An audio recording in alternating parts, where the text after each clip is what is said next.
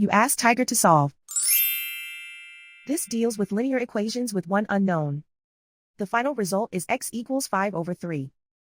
Let's solve it step by step. Simplify the expression. Break up the fraction.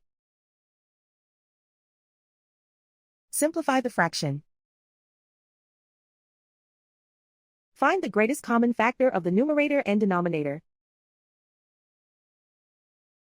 Factor out and cancel the greatest common factor. Group all constants on the right side of the equation. Add 5 to both sides. Simplify the arithmetic.